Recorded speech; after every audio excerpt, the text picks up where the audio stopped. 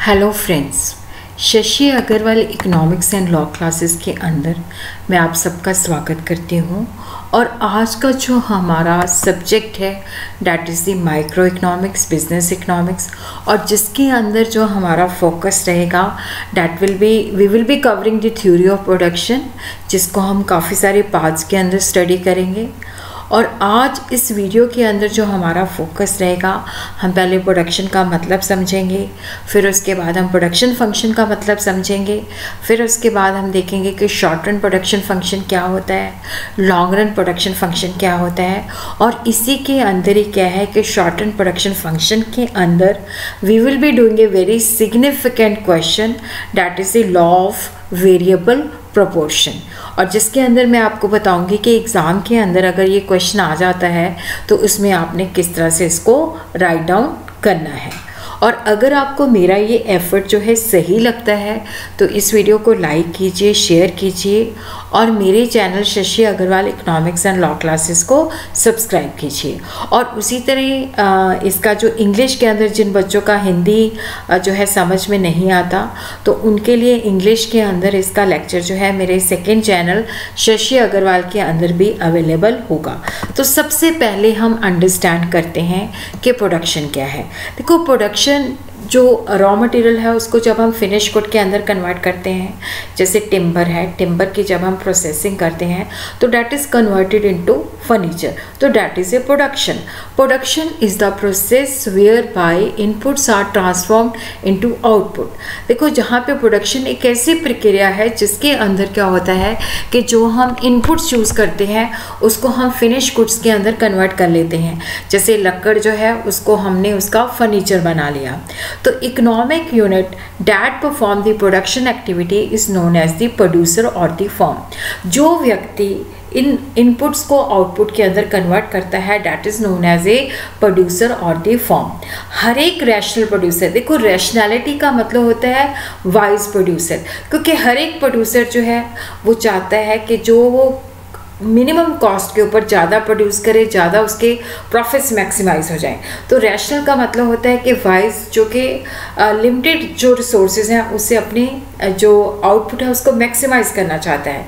तो primary aim of each rational producer of form is to maximize its profit. तो जब हम production theory की बात करते हैं तो यहाँ पे जो ये थ्योरी है जिसके अंदर हम देखते हैं कि जो वेरियस फैक्टर इनपुट्स होते हैं और जो हमें टेक्नोलॉजी दी होती है उसके अंदर किस तरह से इनपुट्स को जो है इनपुट्स को हम कंबाइन करते हैं ताकि प्रोडक्शन को हम जो चीज़ें हम प्रोड्यूस करते हैं वो हम मिनिमम कॉस्ट के ऊपर जो है प्रोड्यूस करें।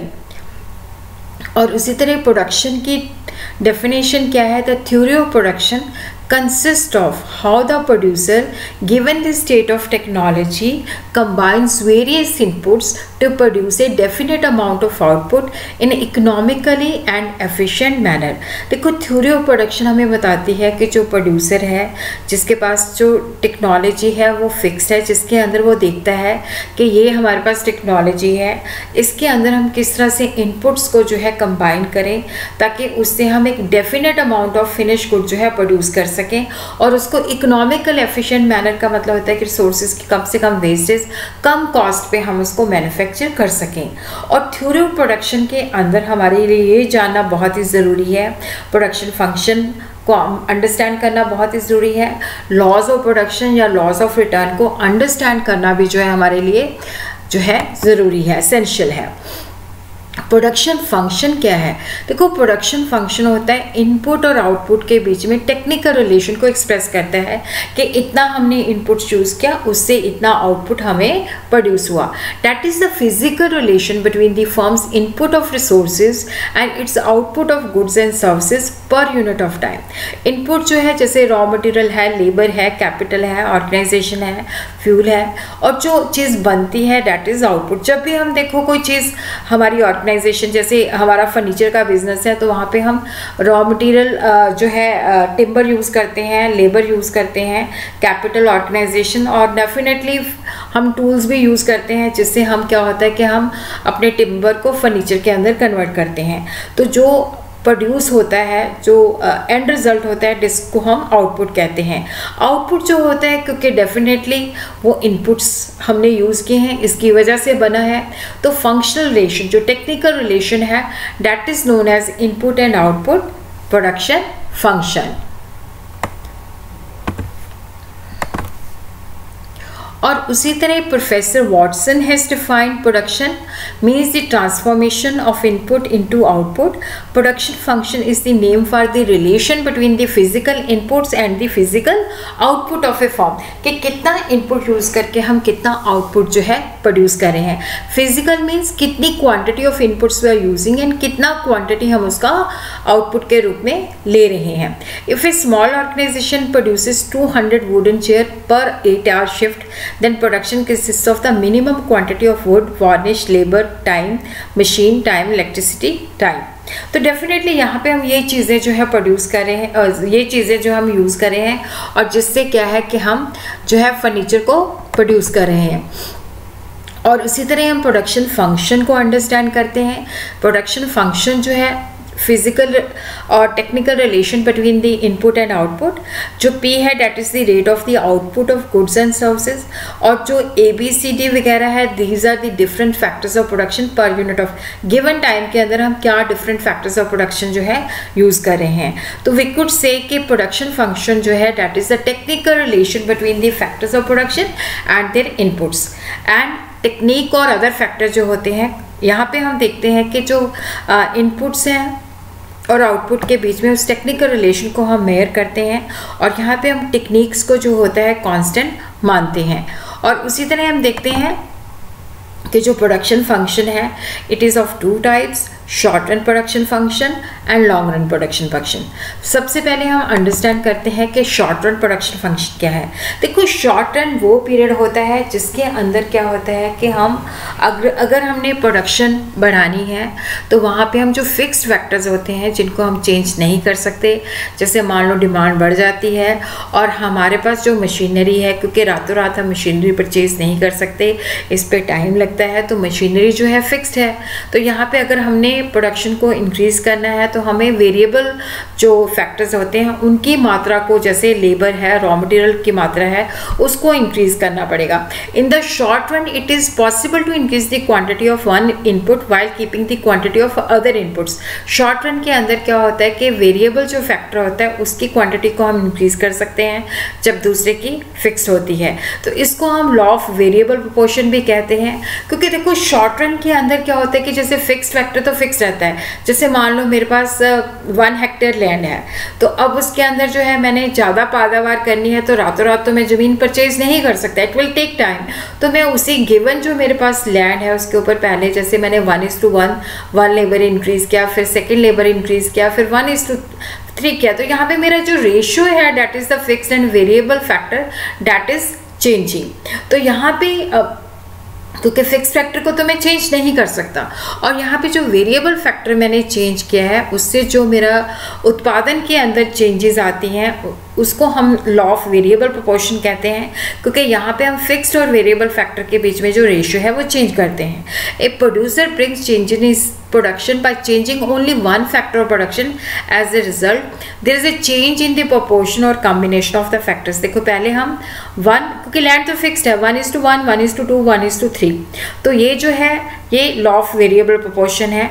जो आउटपुट और इनपुट का जो प्रोपोर्शनल रिलेशन है इसको हम लॉ ऑफ वेरिएबल प्रोपोर्शन भी कहते हैं, जिसको हम डेप्थ के अंदर जो है आगे जाके स्टडी करेंगे। इसको law of return to factor भी कहते हैं। और उसी तरह ही now we will understand what is the long run production function.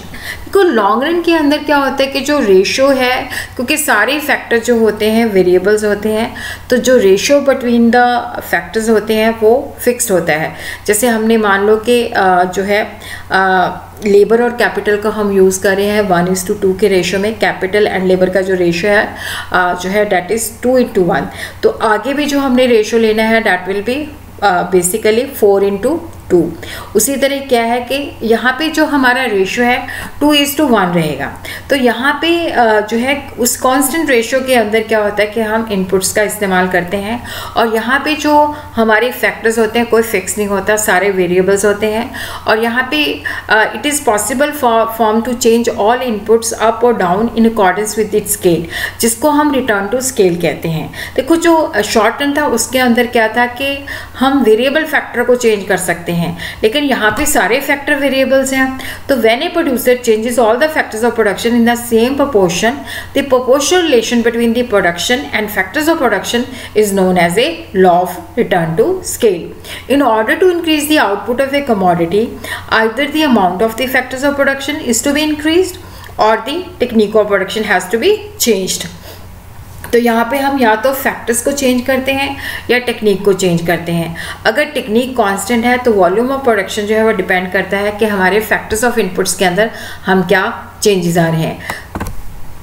और उसी तरह हम कह सकते हैं कि जो प्रोडक्शन फंक्शन है it is of 2 type, short run production function जिसको हम रिटर्न टू फैक्टर भी कह देते हैं। वन फैक्टर जो है वेरिएबल है, अदर जो है फिक्स्ड है।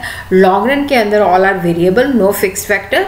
तो यहाँ पे जो हमें जो आउटपुट मिलता है that is return to scale. पहले हम अंडरस्टैंड करते हैं कि फिक्स्ड इनपुट और फैक्टर्स ऑफ प्रोडक्शन क्या होते हैं। फिक्स्ड इनपुट और factors of production is defined when the quantity of which can not be change in the short run as the level of output changes.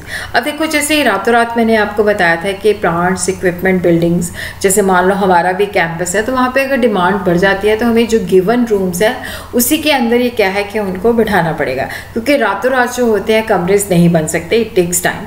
तो fixed factor जो होते हैं जिनको हम चेंज नहीं कर सकते शॉर्ट रन के अंदर।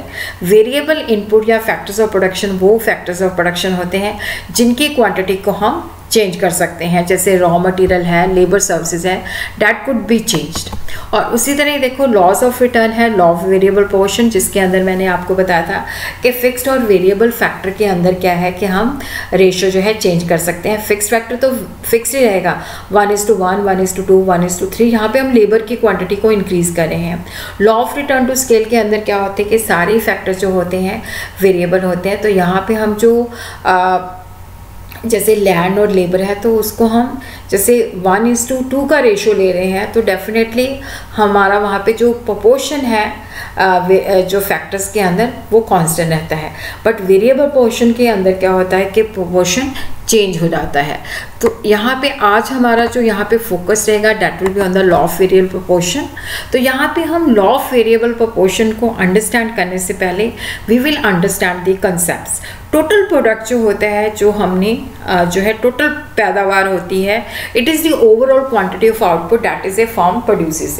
एवरेज प्रोडक्ट होता है कि जैसे हमने टोटल प्रोडक्ट को लेबर से डिवाइड कर दिया तो यहाँ पे हमारे पास एवरेज प्रोडक्ट आ जाता है। तो यहाँ पे हम देखते हैं कि पर लेबर जो है एवरेज प्रोडक्टिविटी क्या है। द एवरेज प्रोडक्ट जो है that is an indicator of the productivity of the variable factor. It is defined as the average product produced by every worker, total product divided by variable input.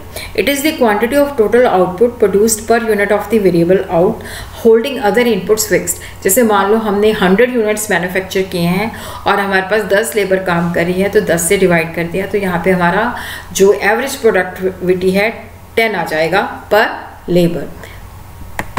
और उसी तरह हम understand करते हैं कि यहाँ पे मार्जिनल प्रोडक्ट क्या होता है। देखो जो marginal product of N input जो है इसके अंदर क्या होता है कि जब हम मान लो 9 लोग जो है वो जैसे हमने एक लेबर रखा हुआ है तो वो 10 यूनिट प्रोड्यूस कर रहा है, सेकेंड लेबर हमने रखा तो टोटल आउटपुट जो है वो 18 है। तो यहाँ पे हम जो सेकेंड जो एडिशनल 1 यूनिट और हमने रखा है, एडिशनल लेबर जो रखा है उसकी मार्जिनल प्रोडक्टिविटी क्या है, तो उसका फार्मूला होता है total product of n unit minus total product of n-1, तो 18 - 10, तो ये हमारे पास मार्जिनल प्रोडक्ट आ जाता है। और उसी तरह हम देखते हैं कि what is the relation between the average product and the marginal product. ये रिलेशन जो है हमारे लिए बहुत ही इंपॉर्टेंट है। देखो अगर AP इंक्रीज़ होता है, एवरेज प्रोडक्ट जो है इंक्रीज़ होता है, तो MP भी जो है AP से ज़्यादा होता है। और AP कहाँ पे मैक्सिमम होता है? एवरेज प्रोडक्ट, जहाँ पे एवरेज प्रोडक्ट और MP दोनों एक दूसरे के बराबर होते हैं। और उसी तरह जब AP डिक्रीज़ करता है तो MP जो होता है एवरेज प्रोडक्ट से लेस होता है। MP जो है पॉजिटिव हो सकता है, ज़ीरो हो सकता है, नेगेटिव हो सकता है, बट एवरेज प्रोडक्ट जो होता है that is always positive. Now we will understand a very significant जो क्वेश्चन है एग्ज़ाम के अंदर आता है, लॉ ऑफ वेरिएबल प्रोपोर्शन। ठीक है, तो दिस क्वेश्चन जो है that is a very important. और यहाँ पे क्या है कि इसको किस तरह से हमने एग्ज़ाम के अंदर जो है अटेम्प्ट करना है वो मैंने अगली स्लाइड के अंदर जो है बताया है, वैसे यहाँ पे भी बताया है, बट वहाँ पे हम अंडरस्टैंड करते हैं how to write the question in the जो है how to write the answer in the question paper. तो यहाँ पे वहाँ पे जो क्वेश्चन आता है discuss the law of variable proportion और explain the law of variable proportion. तो यहाँ पे जो फर्स्ट स्टेप है, देखो अगर आपको बड़े क्वेश्चंस आते हैं तो यू हैव टू मैनेज जो आपका पेपर है वो टाइम के अकॉर्डिंगली करना है। जितना भी टाइम है उसके मुताबिक आप देख लो कि हर एक क्वेश्चन को, जैसे 5 क्वेश्चन है तो 35 मिनट्स के अंदर इस क्वेश्चन को आपने अटैम्प्ट करना है। तो ब्रीफली आप शॉर्ट रन को डिफ़ाइन करो और उसी तरह लॉ ऑफ वेरिएबल प्रोपोर्शन को डिफ़ाइन करो। फिर उसके बाद जो है आपने एक टेबल बना देना है, टेबल को हल्का सा एक्सप्लेन करना है, फिर ग्राफ बना देना है, ग्राफ को आपने एक्सप्लेन करना है। फिर उसके बाद आपने बताना है कि क्या जो है प्रोड्यूसर जो है किस स्टेज तक प्रोड्यूस करेगा और उसके जो कॉजेज़ हैं वो आपने ब्रीफली जो है मेंशन कर देने हैं। और उसके बाद हम देखते हैं कि जो लॉ ऑफ वेरिएबल प्रोपोर्शन है या रिटर्न टू फैक्टर है, देखो ये सिंगल वेरिएबल, क्योंकि अदर फैक्टर जो होते हैं कांस्टेंट होते हैं, तो यहाँ पे हम जब आउटपुट को चेंज करते हैं तो हम सिंगल वेरिएबल फैक्टर की क्वांटिटी को इंक्रीज़ करते हैं। और ये जो एनालिसिस है that is in the short run, जहाँ पे क्या है कि फिक्स्ड फैक्टर होते हैं, वेरिएबल फैक्टर्स होते हैं, तो आउटपुट हम इंक्रीज़ करते हैं बाय चेंजिंग दी वेरिएबल। और वहाँ पे देखो इस तरह से आपने इसको अटेम्प्ट करना है, चाहे थोड़ी सी रेपिटेशन है। Short run is defined as the period of time in which one or more factors of production are inputs, they are fixed, other are variable. तो देखो यहाँ पे शॉर्ट रन के अंदर हम वेरिएबल इनपुट को भी यूज़ करते हैं, फिक्स्ड इनपुट को भी यूज़ करते हैं। और अगर हमने शॉर्ट रन के अंदर अपनी आउटपुट को इंक्रीज़ करना है तो हम ज़्यादा रॉ मटेरियल, ज़्यादा लेबर को कर सकते हैं, क्योंकि फिक्स फैक्टर को हम चेंज नहीं कर सकते, that is the plant and machinery. तो शॉर्ट रन प्रोडक्शन फंक्शन के अंदर जो है रिस्ट्रिक्ट, क्योंकि फर्म के पास चॉइस नहीं होती, क्योंकि फिक्स फैक्टर को चेंज नहीं कर सकती, क्योंकि कुछ फैक्टर्स फिक्स्ड होते हैं, कुछ वेरिएबल्स होते हैं, तो जहाँ पे वो आउटपुट जो है वो वेरिएबल फैक्टर को चेंज करके करती है। और शॉर्ट रन के अंदर क्या होता है कि देखो जैसे मैंने आपको बताया कि एक इनपुट की हम क्वांटिटी को चेंज कर सकते हैं, अदर इनपुट जो होते हैं उनकी क्वांटिटी को हम चेंज नहीं करते, वो फिक्स होता है। तो producer brings changes in production by changing only one factors of production. As a result, there is a change in the proportion of the combination of the factors of production. जैसे मैंने आपको बताया था कि मेरे पास ज़मीन का टुकड़ा जो है 1 हेक्टेयर है, तो वहाँ पे मैंने पहले 1:1, फिर एक और लेबर इंक्रीज़ की 1:2, फिर और लेबर इंक्रीज़ की 1:3। तो ये जो प्रोपोर्शनल रेशन है इसको हम जो आउटपुट और इनपुट का है इसको हम लॉ ऑफ वेरिएबल प्रोपोर्शन कहते हैं, यहाँ रिटर्न टू फैक्टर कहते हैं। और उसी तरह जो रिटर्न टू फैक्टर है या production with one variable input है, a producer may effect change in his production by changing only the variable factor. Other factors जो हैं, टेक्नोलॉजी जो है वो फिक्स रहती है, क्योंकि शॉर्ट रन के अंदर पॉसिबल नहीं होता कि हम उसको चेंज करें। Proportional relation between the production and variable factor के बीच में जो है that is called return to factor. Return to factor जो होता है इसकी 3 फेसेस होती हैं, एक इंक्रीजिंग टर्न टू फैक्टर होती है, एक कांस्टेंट टर्न टू फैक्टर होती है, डिमिनिशिंग टर्न टू फैक्टर होती है। देखो जो इंक्रीजिंग टर्न टू फैक्टर होती है इसके अंदर क्या होता है कि देखो शुरू में जब हम वेरिएबल फैक्टर को चेंज करते हैं तो टोटल प्रोडक्शन जो है तेजी के साथ इंक्रीजिंग रेट पे इंक्रीज होता है, और एक स्टेज ऐसी आती है कि जिस रेशो से हम वेरिएबल फैक्टर को चेंज करते हैं उसी रेशो से क्या होता है कि हमारा जो है आउटपुट भी चेंज होता है।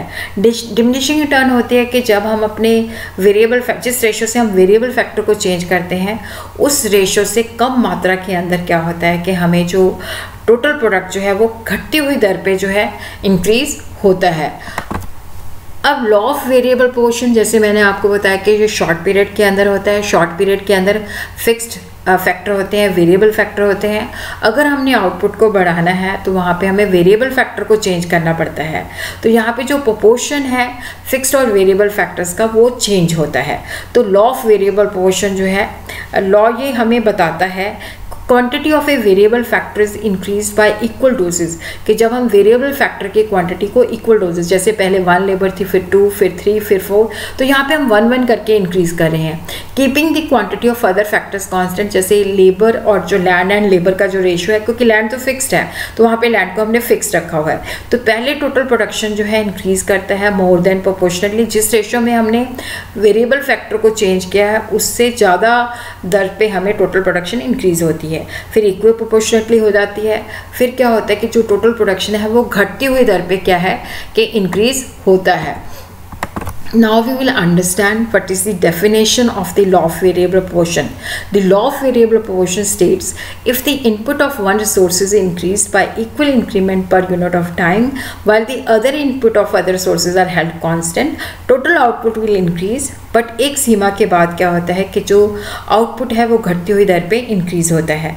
लॉ ऑफ वेरिएबल प्रोपोर्शन हमें ये बताता है कि अगर हम वेरिएबल फैक्टर को यूज़ करते हैं फिक्स्ड फैक्टर के साथ तो यहाँ पे शुरू में क्या होता है कि आउटपुट बढ़ता है, एक सीमा के बाद क्या होता है कि ये दर जो है घटती होती जाती है, और एक सीमा ऐसी भी आती है कि टोटल आउटपुट मैक्सिमम हो जाता है, उसके बाद जो है वो डिक्रीज होना शुरू हो जाता है।